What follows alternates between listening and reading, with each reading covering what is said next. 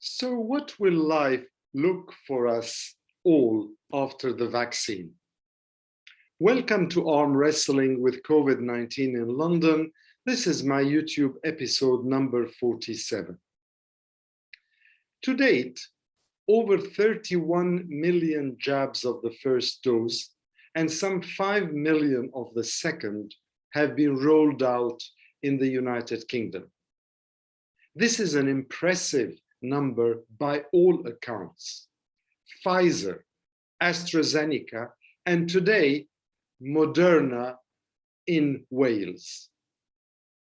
So the inoculation campaign, the vaccine campaign, is a successful story for our country. But it is not one without its problems. The first one that I would identify is something that everybody is discussing on radio shows, on television shows, and that is those rare blood clots that might, and I underline might, be caused by the AstraZeneca jab. It's a kind of thrombosis, but different from others in that it also shows a low platelet count. And people are worried whether this is a consequence of the AstraZeneca jab or not, even though when you look at it in the larger scheme of things, there have only been some 30 instances of blood clots in this country versus over 35, 36 million jabs in our arms. But that's not the only issue. There's also the question of depression, the question of fatigue that is associated with long COVID. In fact, the results that were published in the Lancet Psychiatry estimate that there are 14 neurological or psychiatric conditions as a consequence of COVID, that they include anxiety, mood disorders, strokes, and wait for it, even dementia. But these are, the whole thing is that there is no certainty. There is no clinical certainty because we are dealing with a new phenomenon. However, let me add another point for you. What about waning immunity?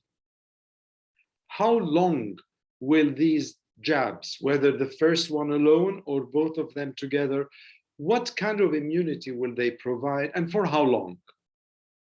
And will they be able to fight back against the various variants that inevitably will happen because the virus is spreading globally and the mutations are inevitable? I only recently heard of an Indonesian variant, for example, just a couple of days ago. So how sturdy an immunity will we have as a result of the vaccine? Then, of course, the vexatious, controversial question of vaccine passports, of negative test status. Now they, as you well know, are the current political squall in this country and pretty much across the United States and Europe as well, especially for domestic purposes, for going to the movies, for going to theater, for going to the pub or a restaurant, because I think that most people agree that they would be necessary, vaxports are necessary for international travel. So these are only 3 or 4 small, tiny examples of the uncertainties, the misgivings, the fears also of some people about the consequences of the jab and the consequences of not having the jab. But in all of this, have you also noticed how the messaging is confused? You listen to 5 scientists talking, and each one has a different opinion, almost, from the other. Then you talk to politicians, the gulf widens considerably. At least scientists have benchmarks and parameters, even though they might disagree with the interpretation. But politicians, oh, the field is open for them. Look at our prime minister talking about going on the 12th of April to get a pint of beer. Look at Sir Keir Starmer, who is basically almost like a default Tory government, trying but not really succeeding to eke out his own message about the vaccine. The others, their voices are rarely heard. The Greens talk sometimes, the Liberal Democrats talk sometimes, but hardly audible. And of course, this is multiplied if you take it globally, if you take it across the European Union and elsewhere, where there is a fair bit of confusion. But, and this is the big but, despite all our misgivings, all our concerns, all our complaints, and the examples I just shared with you, it is a fact that we in Britain are in the happy position of being one of the most heavily vaccinated populations in the world. And as the PM is now lifting restrictions in installments, so is the political debate becoming more bullish. Why aren't we lifting restrictions more quickly, more decisively? Do we need passports? Do we need to worry about the clots? Do we need to think about the immunity? Or should we just say, listen, it's been a success, let's go forward? Well, I'm afraid that I do not share that opinion. And as President Joe Biden said only yesterday, it isn't over yet. So here are some 3 thoughts for you. The first, things aren't going to end with the vaccine rollout.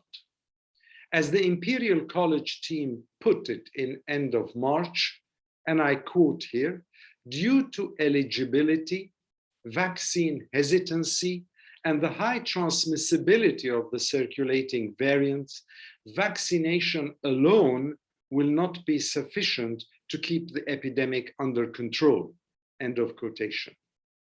And the official summary of the research, this is my second point, notes that, and again I quote, scenarios with little transmission reduction after step 4 of easing the lockdown, or with pessimistic but plausible vaccine efficacy assumptions, can result in resurgences, in hospitalizations of a similar case as we saw in January 2021 when we hit a peak. And finally, thought number 3 to share with you, sorry for being a little bit of a dampening influence on your thinking. The third thought, the report also notes that it is, quote, highly likely that new vaccines will be required in the medium term. Preparation for this requirement, as well as measures to extend the period before the said new vaccines are deployed, will reduce the risk of a major surge in hospitalizations. Now, this is scientific speak. For some people, it's gobbledygook. For others, it's too dense. I mean, I was struggling as I quoted from the report. But the gist of it is that we're not out of the difficult, tight position we're in yet. We haven't yet managed to say we're over it. And the world is certainly not over it. So the big point is that it is prudent not to bank on the current program of easing the restrictions as being a one-way process. Nor is it prudent or wise to think that we're going to go back to normal and doing it fast. A lot of the scientists, contradictory though their interpretations are, predict another wave, that this will not be even the last round of vaccinations. Why?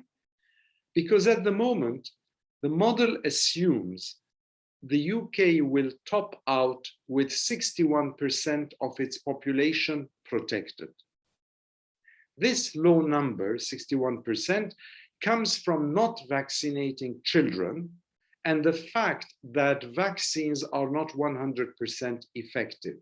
This is why children being jabbed might well become a significant issue, not least to prevent another round of school closures. But remember, we need the so-called reproduction rate, the R rate, to drop below 1, so as we can say that we have smothered the pandemic. At the moment, the various modelers assume that keeping schools open adds 0.5 to that R number. This is a huge chunk to our capacity to cope with the pandemic. Now, this was, as I said, a lot of science speak. And you might not get what I've said, because frankly, I had to read it twice and 3 times before I managed to glean some of the facts from that dense report. So what I'm going to do is pass the buck in a sense by saying, if you didn't get the gist of what I was trying to say, because the gist is simple, we might have another wave, we might not be past lockdowns, we have to be careful with schools and with easing restrictions quickly. We must be careful that the vaccines are not the solution, because there are other factors playing into this pandemic. This is the broad headlines in the tabloid papers. But if you want specific scientific speak, I'll post in the description box 2 links that take you to the various aspects of this report, and you can read the long read at your own leisure and convenience. But for me, I think what all this is saying, and what I'm desperately trying to say, though perhaps failing a little bit in number 47, is that we need to be realistic. We cannot just suddenly be driven by political cheerleading, by political slogans alone, whether in press briefings or in parliament or elsewhere, or even by the sense of over-optimism, and therefore lack of caution. It's a fact, from what I understand, and do remember, I'm a lawyer, not a scientist, but what I do understand is that the vaccine rollout is a huge help for us in the UK, but it is not a panacea. Even when our Prime Minister states rather floridly in one of his press briefings that come 12th of April, he will cautiously but irreversibly have a pint of beer. I want a pint of Guinness. I want to go out to a restaurant.